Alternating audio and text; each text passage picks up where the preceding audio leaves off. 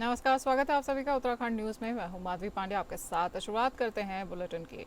देहरादून के राजपुर रोड पर आयोजित जीएसटी बचत उत्सव के दौरान मुख्यमंत्री पुष्कर सिंह धामी ने आम जनता से संवाद किया है। उन्हें जीएसटी दरों से मिली छूट के बारे में जागरूक भी किया है। सीएम धामी ने कहा कि प्रधानमंत्री नरेंद्र मोदी ने 15 अगस्त को लाल किले से अपने संबोधन में देशवासियों को आश्वस्त किया था और जीएसटी में ऐसे प्रावधान किए जाएंगे जिनसे हर वर्ग को राहत मिलेगी, ये भी कहा था। उन्होंने बताया कि नवरात्र के पहले दिन से ये नई दरें लागू हो चुकी हैं, जिससे आवश्यक और रोजमर्रा की वस्तुएं सस्ती हो गई हैं। दुकानदारों व व्यापारियों ने भी इस फैसले का स्वागत किया है और कहा है कि इससे बिक्री में इजाफा देखने को मिल रहा है। मुख्यमंत्री ने इसे ऐतिहासिक और क्रांतिकारी निर्णय बताते हुए कहा कि इससे न केवल आम जनता की बचत होगी बल्कि जीएसटी संग्रहण भी बढ़ेगा, जिससे राज्य को अतिरिक्त लाभ होगा। उन्होंने प्रधानमंत्री मोदी का धन्यवाद करते हुए कहा कि ये कदम मध्यम वर्ग, सामान्य नागरिक और व्यापारियों के हित में है।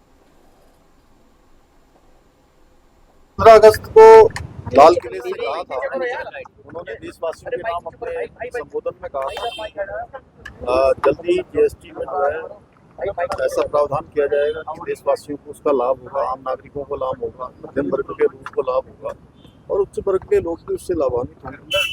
तो ये जो जीएसटी में रिडक्शन है ये 22 सितंबर कल से लागू हो गया है, नवरात्र के पहले दिन से, और इसके कारण से सभी को बड़ा लाभ हो रहा है।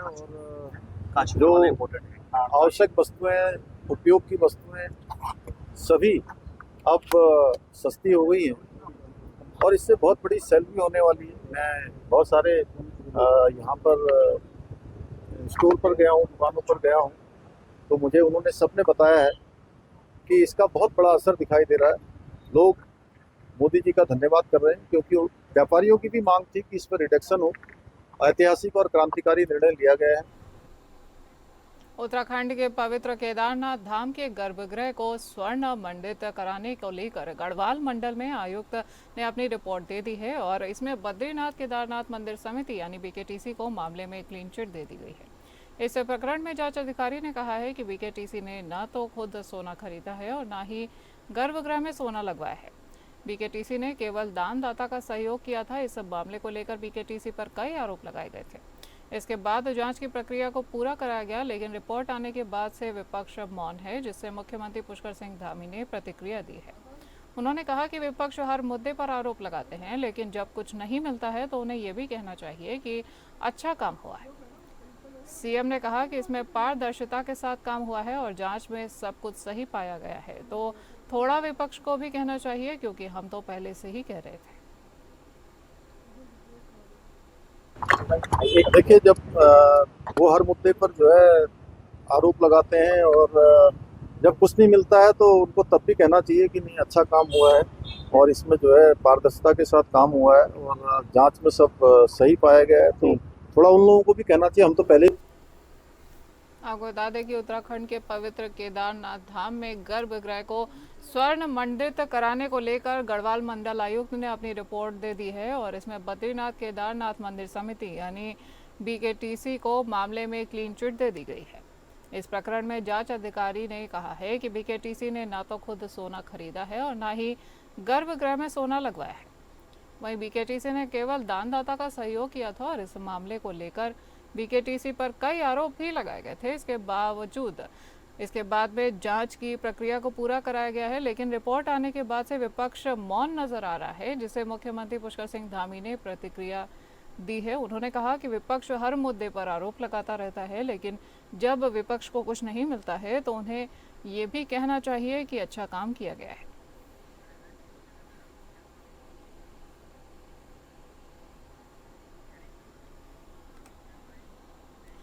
काशीपुर में बिना अनुमति आई लव मोहम्मद जुलूस निकाला गया है और पुलिस द्वारा रोके जाने पर उन पर पथराव और मारपीट भी की गई है। अब बिना अनुमति जुलूस निकालकर बवाल करने वालों पर सीएम धामी ने सख्ती दिखाई है। मुख्यमंत्री धामी ने स्पष्ट किया है कि अराजकता किसी भी कीमत पर बर्दाश्त नहीं की जाएगी। उन्होंने निर्देश दिए हैं कि उपद्रवियों पर कड़ी धाराओं में मुकदमे दर्ज कर कठोर कार्यवाही को सुनिश्चित किया जाएगा। वहीं पुलिस टीम पर हमले और प्रशासनिक वाहनों में तोड़फोड़ करने वालों की पहचान की जा रही है। अपराधी छोड़े नहीं जाएंगे। आरोपियों पर सरकारी संपत्ति को नुकसान पहुंचाने के साथ दंगा निरोधी धाराओं के तहत मुकदमे दर्ज किए जा रहे हैं।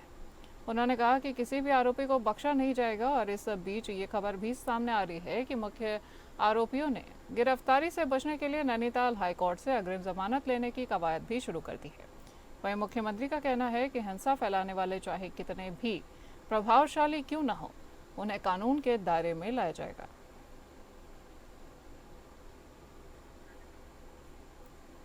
आपको बता दें कि आई लव मोहम्मद पर काशीपुर में बिना अनुमति जुलूस निकाला गया था और पुलिस द्वारा रोके जाने पर उन पर पथराव और मारपीट भी की गई थी। वहीं अब बिना अनुमति जुलूस निकालकर बवाल करने वालों पर सीएम धामी ने सख्त रवैया अपना लिया है। मुख्यमंत्री धामी ने स्पष्ट किया है कि अराजकता को किसी भी कीमत पर बर्दाश्त नहीं किया जाएगा। उन्होंने निर्देश भी जारी कर दिए हैं कि उपद्रवियों पर कड़ी धाराओं में मुकदमे दर्ज कर कठोर कार्यवाही को भी सुनिश्चित किया जाएगा। वहीं पुलिस टीम पर हमले और प्रशासनिक वाहनों में तोड़फोड़ करने वाले की पहचान भी की जा रही है। अपराधियों को बख्शा नहीं जाएगा और आरोपियों पर सरकारी संपत्ति को नुकसान पहुंचाने के साथ दंगा निरोधी धाराओं के तहत मुकदमे दर्ज किए जा रहे हैं। मुख्यमंत्री ने कहा कि किसी भी आरोपी को छोड़ा नहीं जाएगा और इस बीच ये खबर भी निकल के सामने आ रही है कि मुख्य आरोपियों ने गिरफ्तारी से बचने के लिए नैनीताल हाईकोर्ट से अग्रिम जमानत लेने की कवायद शुरू कर दी है। लेकिन मुख्यमंत्री का कहना है कि हिंसा फैलाने वाले कितने भी प्रभावशाली क्यों न हो, उनको कानून के दायरे में लाया जाएगा। जो भी कानून व्यवस्था को अपने हाथ में लेगा उसके खिलाफ कठोर कार्रवाई होगी। पहले भी चाहे बनभूलपुरा में इसी प्रकार का दंगा कुछ लोगों ने करवाने का प्रयास किया था और हम इसीलिए दंगा रोधी कानून भी राज्य के अंदर लेकर आए हैं। जो भी सरकारी संपत्ति, निजी संपत्ति की नुकसान पहुंचाएगा, उस संपत्ति को नष्ट करेगा, उसकी सारी भरपाई उन्हीं दंगाइयों से वसूल की जाएगी। और यहाँ पर काशीपुर में भी निश्चित रूप से इसी प्रकार का जिन्होंने कानून तोड़ने का काम किया है, कानून व्यवस्था खराब करने का काम किया है, दंगा भड़काने के लिए प्रयास किया है, उनके खिलाफ कानून अपना काम सर समाज जिस तरह उत्तर प्रदेश के कानपुर से शुरू हुआ आई लव मोहम्मद विवाद अब कई राज्यों तक पहुंच चुका है। हाल ही में काशीपुर में बिना अनुमति आई लव मोहम्मद जुलूस निकाला गया है। पुलिस द्वारा रोके जाने पर उन पर पथराव और मारपीट तक की गई। इसको लेकर मदरसा बोर्ड के अध्यक्ष मुफ्ती शमून काज़मी ने प्रतिक्रिया दी है। उन्होंने कहा है कि वो पैगंबर जिन्होंने हमेशा अमन और शांति के साथ भाईचारे का काम किया हो, उनके नाम पर इस तरह का कृत्य गैर इस्लामिक है और इसके पीछे कोई ऐसा षड्यंत्र छुपा हुआ है जो शांति को भंग करना चाहता है। उन्होंने कहा कि मैं प्रशासन से आग्रह करता हूं कि ऐसे लोगों के खिलाफ सख्त कार्यवाही करी जाए और भोले भाले मुसलमानों से कहना चाहता हूं कि मोहम्मद साहब का रास्ता समझे, इन उपद्रवियों की बातों में ना आए। आपको बता दें कि उत्तर प्रदेश के कानपुर से आई लव मोहम्मद विवाद ने जन्म लिया था और अब वो देश के कई अन्य राज्यों तक फैल चुका है। हाल ही में काशीपुर में बिना अनुमति के आई लव मोहम्मद जुलूस निकाला गया था और पुलिस और प्रशासन भी उस पर सख्त नजर आए थे। वहीं पुलिस द्वारा रोके जाने पर उन पर पथराव भी किया गया था और मारपीट तक कर दी गई थी। इसको लेकर अब मदरसा बोर्ड के अध्यक्ष मुफ्ती शमून काज़मी की प्रतिक्रिया सामने आ रही है। उन्होंने कहा कि वो पैगंबर जिन्होंने हमेशा अमन और शांति के साथ भाईचारे का काम किया हो, उनके नाम पर इस तरह का कृत्य गैर इस्लामिक है।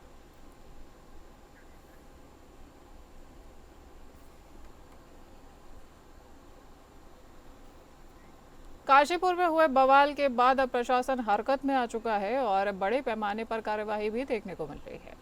जिलाधिकारी नितिन सिंह भदौरिया खुद घटनास्थल पर पहुंचे हैं और पूरे इलाके का मुआयना किया है। इस दौरान उन्होंने मौके पर मौजूद अधिकारियों से हालात की पूरी जानकारी ली है और लोगों से शांति बनाए रखने की अपील भी की है। डीएम ने साफ कह दिया है कि काशीपुर में कानून हाथ में लेने वालों की किसी भी हालत में बख्शा नहीं जाएगा। उन्होंने हिंसा फैलाने वालों पर सख्त कार्यवाही की बात भी कही है और साथ ही ये भी साफ कर दिया है कि अवैध अतिक्रमण, बिजली चोरी और राशन कार्ड में गड़बड़ी करने वालों पर भी ताबड़तोड़ कार्यवाही जारी रहेगी। आपको बता दें कि हिंसा के बाद प्रशासन ने पूरे मोहल्ले में लगातार दबिश देकर अवैध निर्माण हटाने का काम भी शुरू कर दिया है। वहीं बिजली विभाग और खाद्य विभाग भी सक्रिय होकर अपने अपने स्तर पर जांच में जुटे हुए हैं। प्रशासन ने संदेश साफ कर दिया है कि काशीपुर को नफरत की आग में झोंकने वालों और अवैध काम करने वालों पर कानून का डंडा लगातार चलता रहेगा।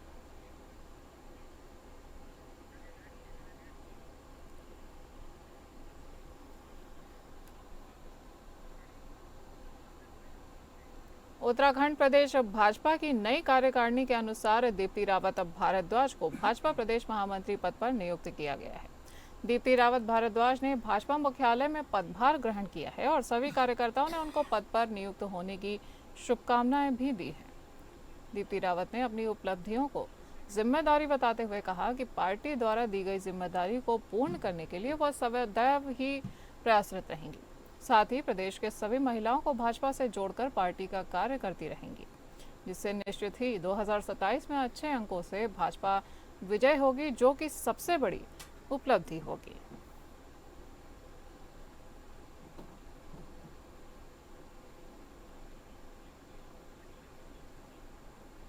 आपको बता दें कि उत्तराखंड प्रदेश भाजपा की नई कार्यकारिणी के अनुसार दीप्ति रावत भारद्वाज को भाजपा प्रदेश महामंत्री चुना गया है और भाजपा प्रदेश महामंत्री पद पर नियुक्त किया गया है।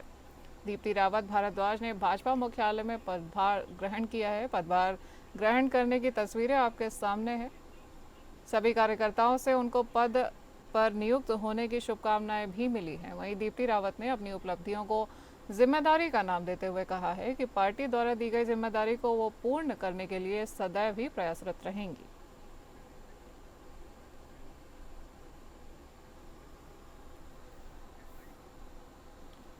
हरिद्वार और देहरादून पुलिस को एक बड़ी कामयाबी हाथ लगी है। लंबे समय से फरार चल रहे यूके SSC पेपर लीक मामले के मुख्य आरोपी खालिद को आखिरकार पुलिस ने हरिद्वार से दबोच लिया है।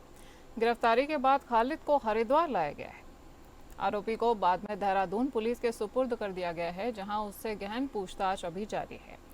पुलिस का कहना है कि शुरुआती जांच में ये कोई संगठित गैंग नहीं बल्कि कुछ व्यक्तियों का व्यक्तिगत खेल था, जिन्होंने मिलकर प्रश्न पत्र को लीक कर दिया था। हालांकि पुलिस का दावा है कि पूरे मामले की तह तक जाकर हर साजिशकर्ता को बेनकाब किया जाएगा।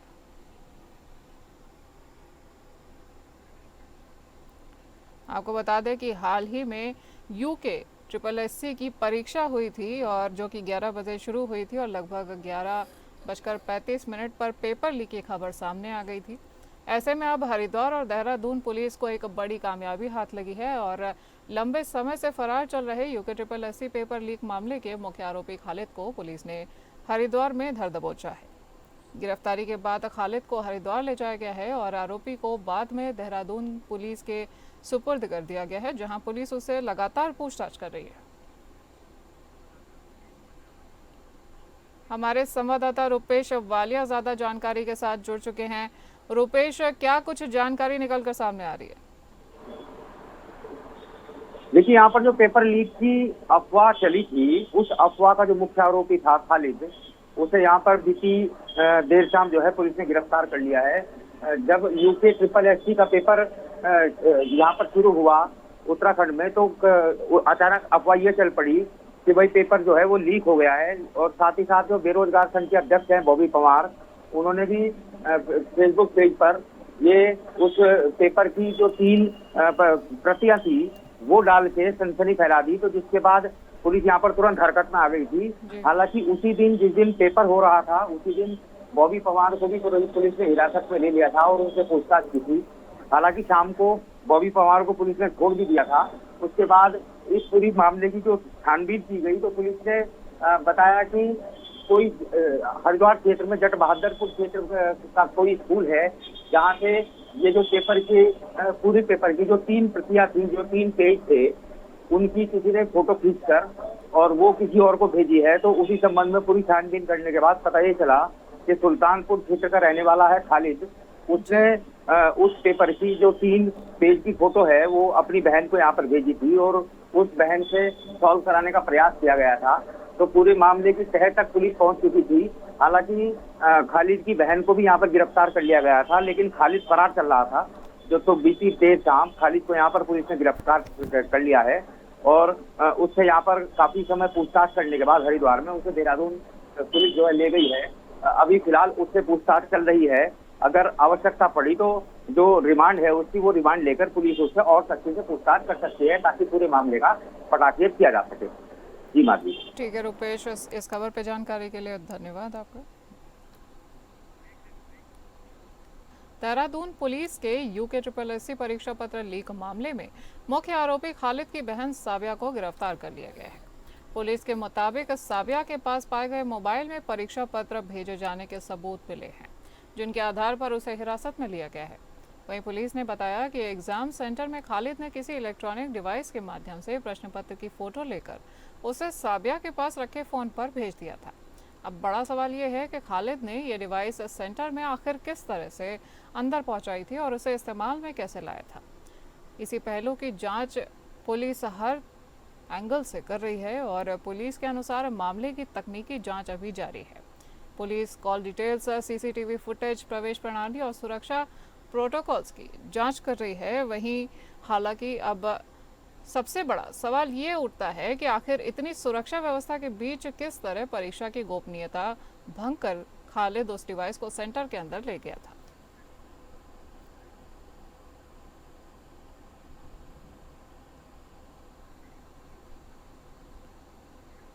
उत्तराखंड अधीनस्थ सेवा चयन आयोग द्वारा आयोजित स्नातक स्तरीय परीक्षा के लीक होने पर जनता लगातार आयोग और सरकार पर सवाल खड़े कर रही है।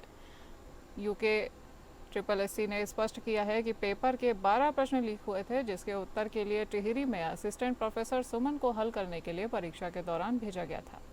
आयोग के अध्यक्ष गणेश सिंह मर्तोलिया ने बताया है कि प्रदेश भर में 445 सेंटर में एक सेंटर में अनियमितताएं पाई गई हैं। इसके अलावा प्रदेश के कोई जिले में ऐसी शिकायतें नहीं आई हैं, जिससे अभी तक की विवेचना में पता चला है कि ये एक अभ्यर्थी ने अपने जानने वाले से ये पेपर सॉल्व कराया है।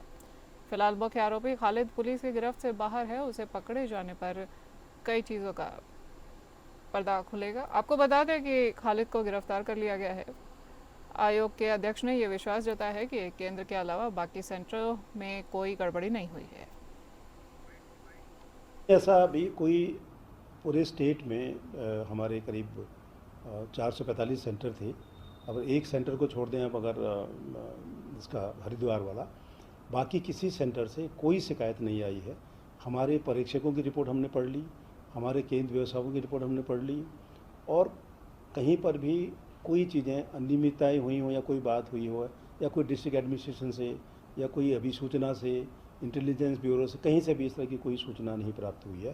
तो इसमें ऐसा लगता है कि केवल उस सेंटर में एक अभ्यर्थी ने अपने एक दोस्त से अपने उस पेपर को भेज करके उसको सॉल्व करने की कोशिश की, जिसमें वो सफल हुआ।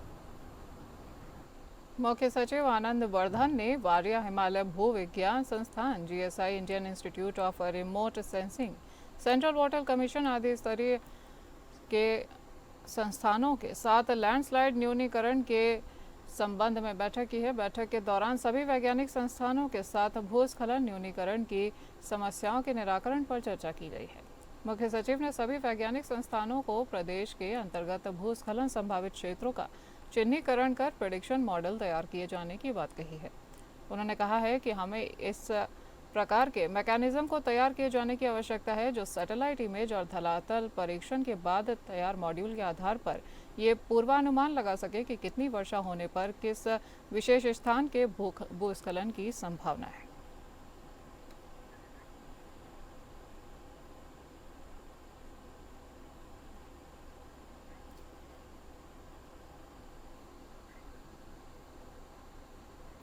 बागेश्वर नगरपालिका के हयात सिंह परिहार नगरपालिका प्रभारी बने हुए हैं और जिसके बाद हयात सिंह प्रभारी अधिशासी अधिकारी के रूप में अपना कार्यभार नगरपालिका में संभाल रहे हैं। इस दौरान उन्होंने मीडिया से संवाद करते हुए प्रभारी अधिकारी हयात सिंह परिहार का कहना है कि उनकी प्राथमिकता बागेश्वर नगरीय क्षेत्र में स्वच्छता अभियान को तेज गति से करने की रहेगी। वहीं मॉनसून कॉल के दौरान नगर के विभिन्न वार्डों में पैदल और वाहन मार्ग टूट चुके हैं और उन जगहों का स्थलीय निरीक्षण करने के बाद उक्त मार्गों को ठीक करने के साथ ही नगर की झाड़ियों का कटान, नए स्ट्रीट लाइटों की व्यवस्था और सौर ऊर्जा की लाइटें भी लगाई जाएंगी।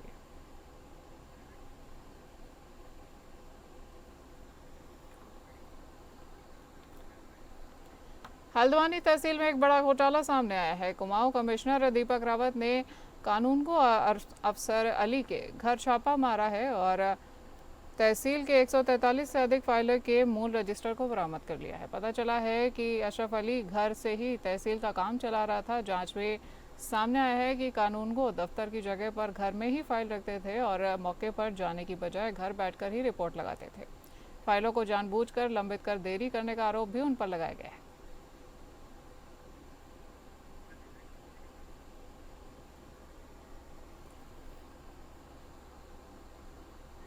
बात करेंगे दिनेशपुर की, जहां धूमधाम और हर्षोल्लास के साथ में प्रभु श्री राम बारात का आयोजन किया गया है। राम बारात नेताजी सुभाष चंद्र बोस चौराहा से सुंदरपुर रोड तक बैंड बाजे के साथ में निकाली गई है। इस दौरान नगर क्षेत्र के प्रमुख लोगों ने बारात में हिस्सा लेते हुए खूब डांस भी किया है। बारात के बाद ITI ग्राउंड में रामलीला मंचन शुरू किया गया है और इस दौरान लोगों ने कहा कि कई बरसों से दिनेशपुर क्षेत्र में रामलीला, दुर्गा पूजा एवं जागरण नवरात्रि के परम पावन पर्व पर शुरू की जाती है। वहीं पूरा दिनेशपुर भक्तिमय हो जाता है।